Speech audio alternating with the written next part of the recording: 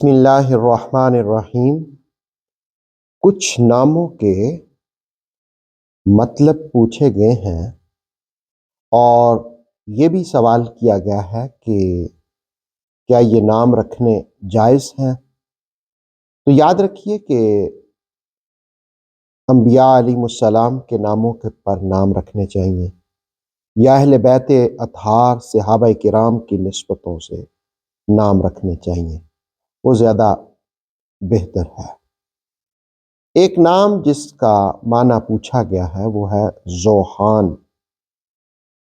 ذوحان کا معنی الگ ہونا،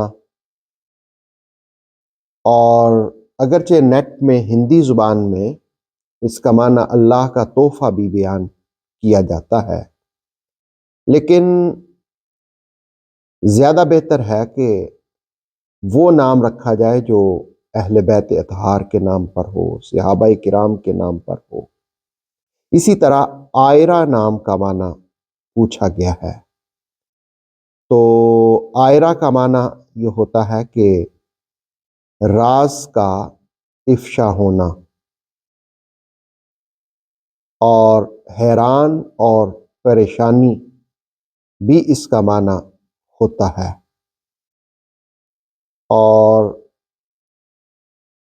اس اعتبار سے دیکھ لیں کہ یہ نام آپ رکھنا چاہتے ہیں۔ اور پھر ایک ولید کا معنی بھی پوچھا گیا ہے کہ ولید نام رکھنا۔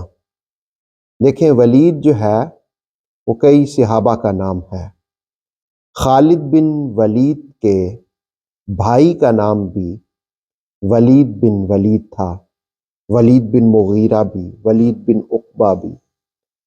ولید کا معنی ہوتا ہے نومولود بچہ، جو پیدا ہونے والا ہے اس کو ولید کہا جاتا ہے۔ تو صحابہ کی نسبت سے یہ نام رکھا جا سکتا ہے۔ اسی طرح ملائکہ کے بارے میں پوچھا گیا، تو ملائکہ جو ہے وہ ملک کی جمع ہے، اور ملک کا معنی فرشتہ اور ملائکہ فرشتے۔ بعض علماء کے نزدیک فرشتوں کے نام پر نام رکھنا مکروہ ہے، اور بعض نے تو منع بھی کیا ہے۔ تو زیادہ مناسب یہی ہے کہ یہ نام بھی نہ رکھا جائے، اور صحابیات کے نام پر نام رکھے جائیں یا اہل بیت اطہار میں سے کسی کے نام پر نام رکھے جائیں، امہات المومنین میں سے کسی کے نام پر نام رکھے جائیں۔ اسی طرح ولیجہ کا معنی پوچھا گیا ہے، تو ولیجہ کا معنی رازدار ہوتا ہے۔ اوتھینٹک اسلامک نالج کے لیے نور وحی یوٹیوب چینل کو سبسکرائب کیجئے، بیل آئیکن کو پریس کرنا مت بھولیے۔ نور وحی فیس بک، انسٹاگرام اور ٹک ٹاک پیج کو بھی فالو کیجئے تاکہ ہماری ہر نیو ویڈیو آپ تک بروقت پہنچ سکے۔